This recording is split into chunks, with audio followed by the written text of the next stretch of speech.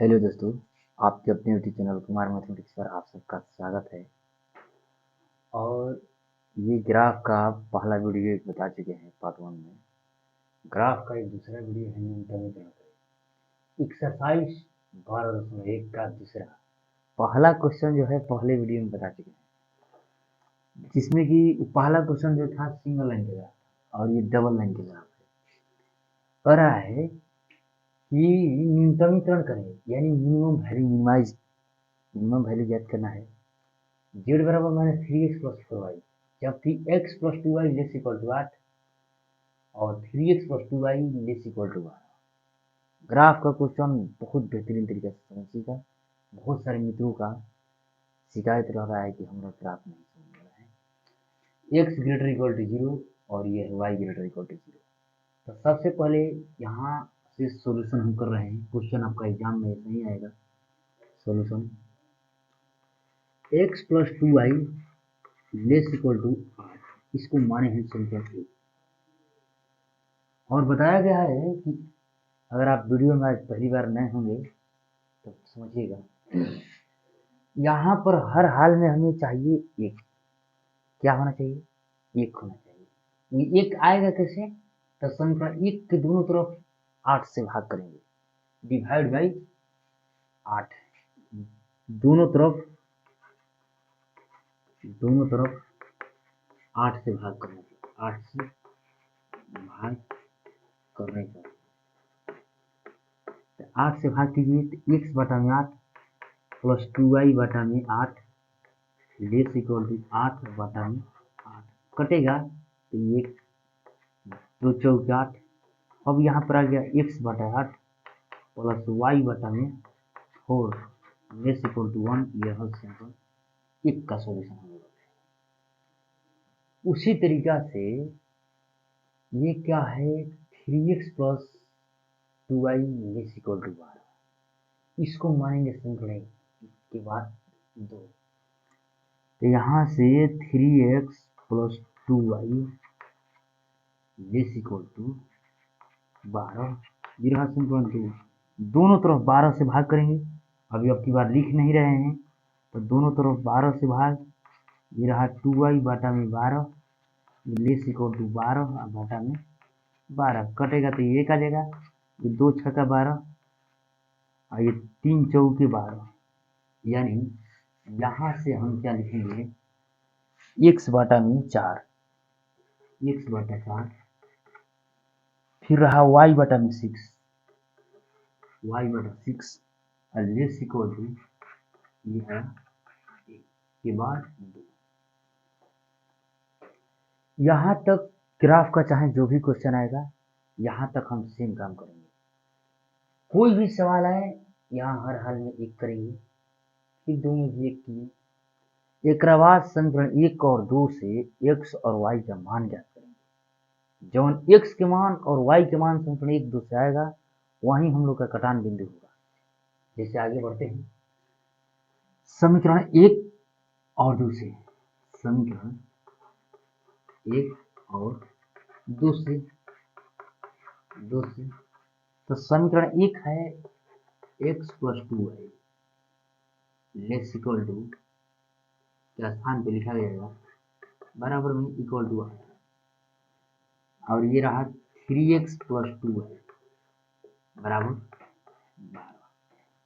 तो मेरे प्यारे भाइयों देखिए, समीकरण 1 का और समीकरण 2 का, दोनों का 2y, तो समीकरण 1 ये है समीकरण 2, तो घटा दे रहे हैं। तो घटाओ में क्या होगा, चिन्ह बदलेगा, तो ये कट गया।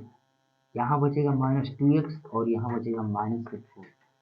2 दूनी 4, यानी x बराबर आ गया 2, x इक्वल टू 2।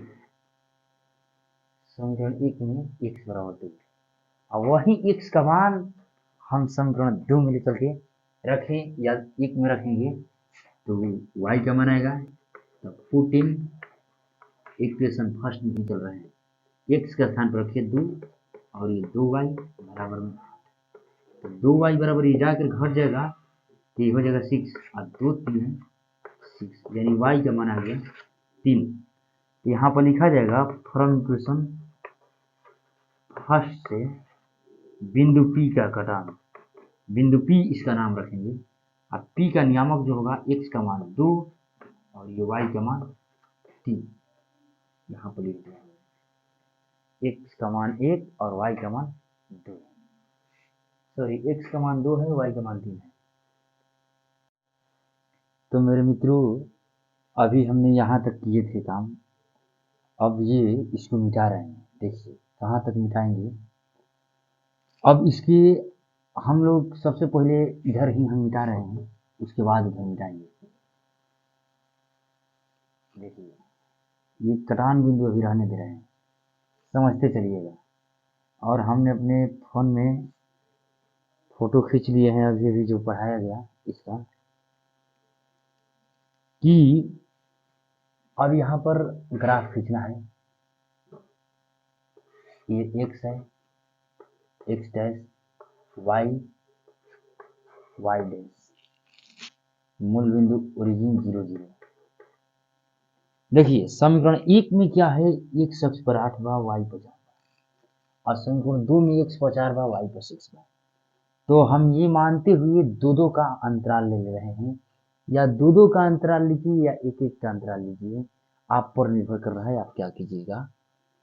तो देखिए हम क्या कर रहे हैं, 1 2 3 4 5 6 7 और ये रहा 8। 1 2 3 4 5 ये 6 1 7, मान लीजिए 8 तक ले लीजिए। सीधे से अब क्या करना है, आप लोग को ध्यान देना है कि समीकरण 1 पर में x पर 8 है, y पर 4 है, तो सीधे से x पर 8 और y पर 4 ऐसे कीजिएगा और अपने स्केल पेंसिल से इत्मीनान से मिला दीजिएगा। और यहाँ नाम धर देना है a, यहाँ पर नाम b। यहाँ हो गया 8 0 8 0 और यहाँ हो गया 0 4, x पर 0 y पर 4। कह रहा है कि x का मान जो होना चाहिए 8 से छोटा, छोटा का चिन्ह है, ये मूल बिंदु के निकट, और y का मान जो होना चाहिए 4 से छोटा, वो भी मूल बिंदु की तरफ। हमने ये टिक लगा दी, हमेशा आप लोग भी ऐसे ही कीजिएगा। उसके बाद क्या करना है, फिर समीकरण 2 पर नजर दौड़ाना है। x पर 4 बा और y पर 6 है, तो सीधे सी x पर 4 और y पर 6 ऐसे लीजिए और अपना स्केल पेंसिल से मिला दीजिएगा। एक का नाम रहे समीकरण 1, एक का नाम है समीकरण 2। एजा नाम रख दिए सी का नियामक जो है कि 4 0 हो गया, बगल में आप कहीं भी लिख सकते हैं, और इसका नाम डी, यहाँ 0 6। बात यह है कि x का मान 4 से छोटा, तो मूल बिंदु की तरफ 4 से छोटा, और y का मान 6 से छोटा, तो ये भी मूल बिंदु की तरफ, यानी कि। और हम लोग का देखिए, जो कि हम मानते हैं कि हम स्केल से नहीं मापे हैं, आप अगर ग्राफ की कॉपी पे बनाइएगा तो आपका फेस टू फेस मैच करेगा। कहाँ, जो कि इसमें कटान बिंदु दिया है, कहाँ दे रहा है, कटान बिंदु x पर 2 दिया है और y पर 3। तो x पर देखिए सीधे से आप मिलाइए 2, y पर इधरे इधरे 3 है, जिसका नाम हम p रखे हैं, p रखे हैं 2 3। और मेरे प्यारे भाइयों,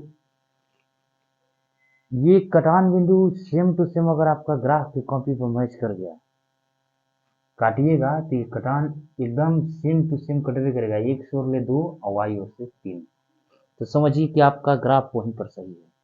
और आपको एक बात का ध्यान रखना है ये कि हम कलर कौन सा भाग करेंगे, तो बहुत सारे बच्चों का ये गलती हो जाता है। कलर हमें उसी भाग को करना है जहां सभी लोग आकर मिले। समीकरण 1 में भी कह रहा है 4 से छोट, सॉरी 2 में 4 से छोट, 8 से छोट, सब मूल बिंदु की तरफ। ये भी 4 से छोट मूल बिंदु की तरफ, ये भी 6 से छोट मूल बिंदु की तरफ। यानी जो हम लोग का कलर पार्ट होगा, कलर वाला भाग यहीं इसी भाग में होगा।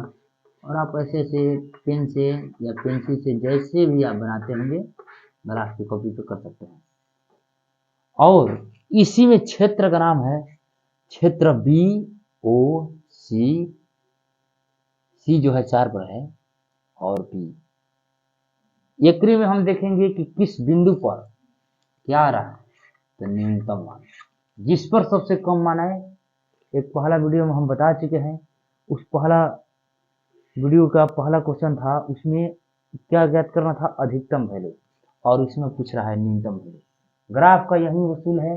बाकी कोई भी ग्राफ का क्वेश्चन है, वो सिंगल लाइन का हो या डबल लाइन का हो या ट्रिपल लाइन का हो, सबसे पहले आपको हर हाल में क्या करना है, फिर से एक बार रिपीट करके हम बता दे रहे हैं। थोड़ा वीडियो लंबा होगा लेकिन समझ में आप लोग को क्लियर आएगा। सबसे पहले जो भी देगा क्वेश्चन उसमें समीकरण 1 मानिए, फिर या जवन अंक दी दोनों कटा के 1 लाइएगा, अब जो हो जाएगा। फिर उसके बाद 2 को भी मानिए, ये दोनों से x और y के समीकरण 1 से 2 से x के मान y के मान ज्ञात कीजिए, जो कि यहाँ 2 3 आया है। और ये जो 2 3 आई, ये कटान बिंदु, ये आपको इसमें क्लियर कर पाएगा कि आपका ग्राफ सही है या गलत है। इतना काम करने के बाद कटान बिंदु के बाद तुरंत से चतुर्थांश पर उठाना है, x अक्ष y अक्ष, और उस पर जो भी अंक है, इसके बाटा में x के बाटा में 4 था, y के बाटा में 8, सॉरी x के बाटा में 8 है, y के बाटा में 4 है, x पर 8 y पर 4 लेना है, बस लाइन खींच देना है। कह रहा है कि x का मान 8 से छोटा, तो छोटा तो यानी मूल बिंदु की तरफ, y का मान भी 4 से छोटा, मूल बिंदु की तरफ। इतने काम करना है। उसके बाद उसी तरीके से इस 2 में करना है, x पर 4 y पर 6, x पर 4 y पर 6। अब उसके बाद कलर करने का डिसीजन जो आ रहा है, तो भाई जो जहाँ सब आकर मिलेगा वही कलर कर देना है। इतना काम करने के बाद आपको एक बात और ध्यान देना है कि जो क्षेत्र हम लोग का कलर हुआ उसका कोण का बिंदु बी ओ सी पी, तो क्षेत्र बी ओ सी पी का कोणीय बिंदु हम ज्ञात करेंगे। कोणीय बिंदु ज्ञात करने के बाद पता करेंगे कि उत्तर में जौन भी पूछेगा, न्यूनतम पूछेगा तो सबसे कम मान तो आंसर हो जाए, और सबसे अधिकतम मान पूछेगा तो अधिकतम जो आएगा वो आंसर हो जाएगा। तो हम इतना करने के बाद इधर का मिटाकर क्षेत्र का निकाल रहे हैं, देख रहे हैं कि कौन आ रहा है। इसके लिए आप वीडियो को शुरू से अंत तक देखिएगा। अगर जो भी सवाल में डाउट होगा कमेंट जरूर कीजिएगा। हम मानते हैं ग्राफ में थोड़ा टाइम लग रहा है, तो मेरे भाई टाइम लगेगा, लेकिन ये आपका एग्जाम में वो फिक्स है सवाल 5 नंबर का, और बाकी शॉर्ट में रहेगा एक तो 7 नंबर, और एक 2 गो एक नंबरिया में रहेगा, तो यानी 9 से 10 नंबर का आपका सवाल रहेगा। इसके बाद हमें क्या करना है, क्षेत्र बी ओ सी पी का, बी है, ओ है, सी है, पी है, का कोणीय बिंदु, कोणीय बिंदु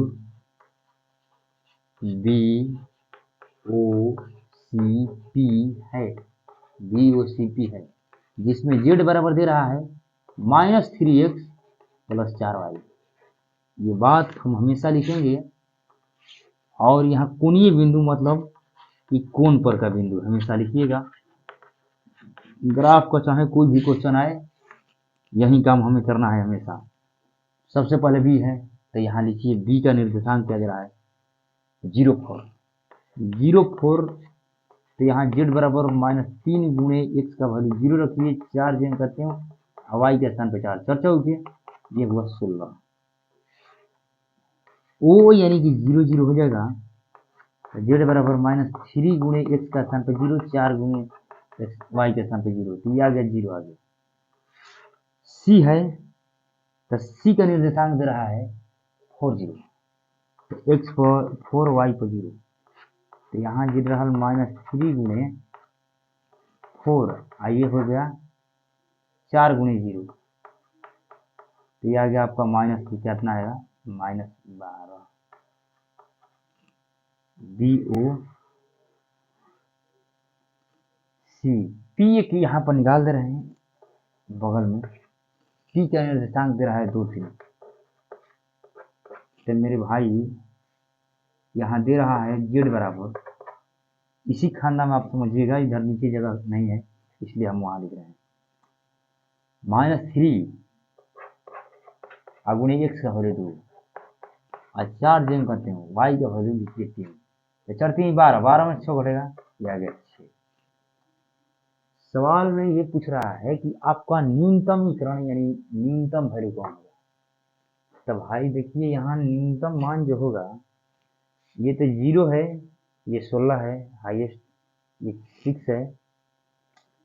अब आप लोग का बहुत सारे विद्यार्थी का सवाल रहेगा कि सर जीरो होगा, तो जीरो भाई न तो निगेटिव है न ही पॉजिटिव है, लेकिन माइनस में कर्जा में ये है 12। तो ये आप लोग का आंसर हो जाएगा। तो यहाँ पर लिखा जाएगा कि जेड का न्यूनतम मान, जेड का न्यूनतम मान, न्यूनतम मान -12 किस पॉइंट पर, तब बिंदु, बिंदु का नाम इसमें है सी 40, बिंदु सी 40 पर है। तो मेरे भाई अगर आप लोग आंसर मिलाइएगा किसी भी सवाल का, कोई भी गेस में मिलाइए, किताब में मिलाइए, तो आपको सीधे सी लिखेगा न्यूनतम मान जेड बराबर इतना और 40 पर है। सी नहीं देगा क्योंकि हम तो इसमें अपना नामकरण कैसे भी रख सकते हैं।